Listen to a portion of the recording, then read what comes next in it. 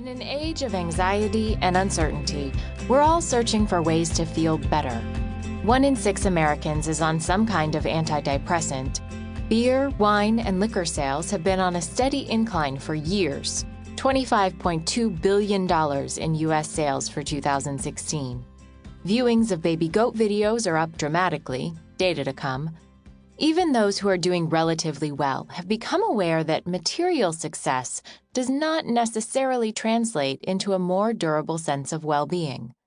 So it's no surprise that everyone is looking to add more happiness to their lives.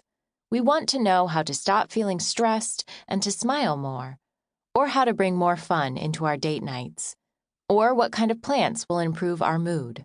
Hint: stay away from pointy leaves. With such demand to get happier, there's been perhaps an even greater supply to meet it. From feel-good inspirational quotes to in-depth scientific studies, happiness has become big business.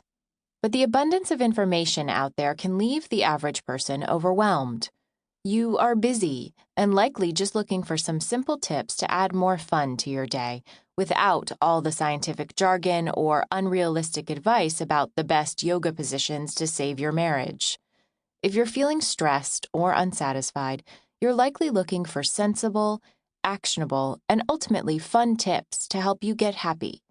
And that's what this book aims to deliver. As you read, some of the tips might sound familiar, maybe since you're already a generally happy person, but others will, I hope, catch you by surprise, or get you to see your habits or daily life in a new light. Word of warning: I'm not a scientist or an academic, and this book is hardly a comprehensive guide to the mountain of happiness research that is out there, but it does provide some accessible insights that will help you live your life with a little more cheer and a few more laughs throughout the day. I dove into the vast amount of data available and interviewed psychologists, researchers, and happiness experts to find some of the most surprising, useful, and interesting research about happiness and how we can get more of it in our lives.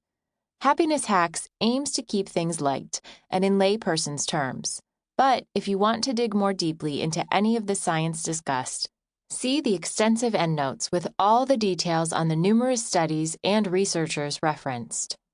But before we get started, we should probably answer the question: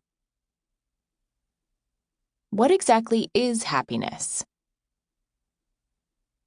It's a question that has been pondered by everyone from Plato to Al Green, and the answers vary as widely as the people asking.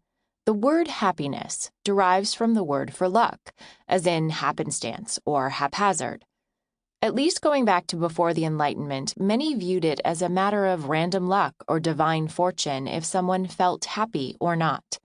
To a degree, this is true.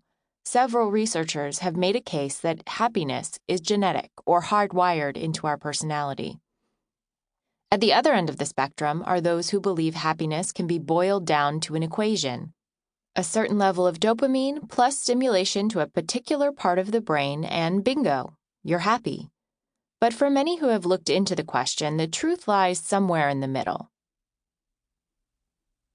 2 types of happiness: instant gratification versus long-term fulfillment.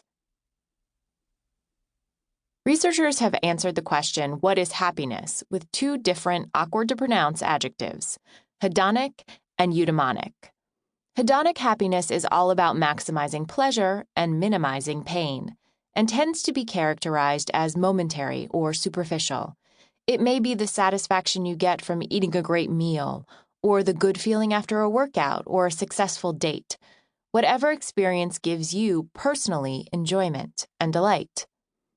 Critics point out that using this simple more pleasure than displeasure equation fails to really get at what it means to be happy.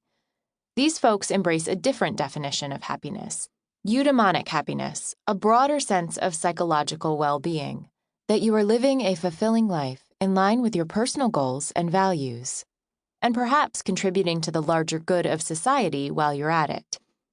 It's a concept Aristotle defined in his Nicomachean Ethics as a flourishing, fulfilled life rather than a transitory feeling of pleasure. For as it is not one swallow or one fine day that makes a spring, So it is not one day or a short time that makes a man blessed and happy.